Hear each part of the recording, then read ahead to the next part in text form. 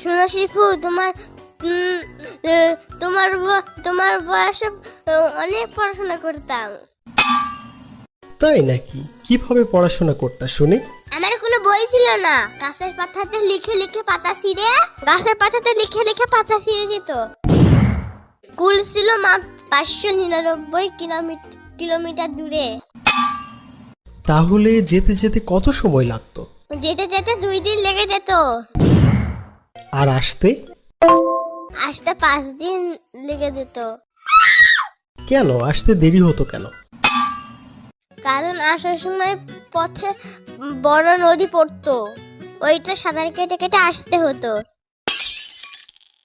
কিন্তু তুমি তো সাঁতার জানো না। ওই সময় শুধু আমি সাঁতার না, আকাশে উঠতেও পারতাম। তোমার কি তাহলে ডানা ছিল? হ্যাঁ, অনেক বড় বড় ডানা ছিল আমার। তখন যদি থাকে তাহলে এখন কেন তোমার ডানা নাই? একদিন আমি আকাশে ডানা মিলে উড়ে যাচ্ছিলাম। আচ্ছা আচ্ছা, তারপর? পথের মধ্যে হঠাৎ একটা ডাকাত পাখির দল আমাকে ধরলো। আচ্ছা, তারপর? ধরে বললো, কাছে যা সব দিয়ে যা, না হলে তোর ডানা কেটে ফেলবো।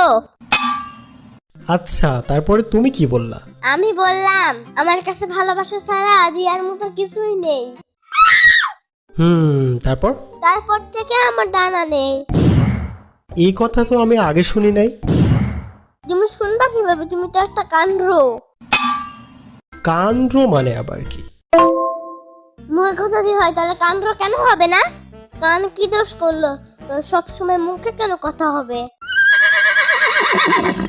ও আচ্ছা, এই ব্যাপার।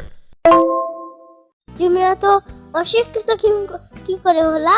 আমি এটাই বুঝতে পারলাম না। আমার বংশে তো সবাই শিক্ষিত, আর আমি তাদের লিডার। তুমি তার মধ্য থেকে এত অশিক্ষিত হয়েছ। একটা জ্ঞানী মানুষের সাথে কিভাবে কথা বলতে হয় জানো না? বাড়িতে গিয়ে তোমায় কিছু শেখাই না? অত ব্রো কোথাকার।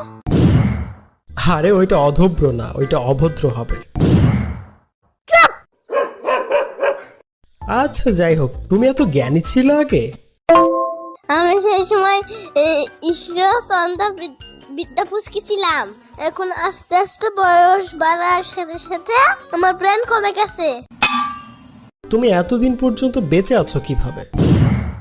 এটা ডিজিটাল ভার্সন, তুমি বুঝবো না। তুমি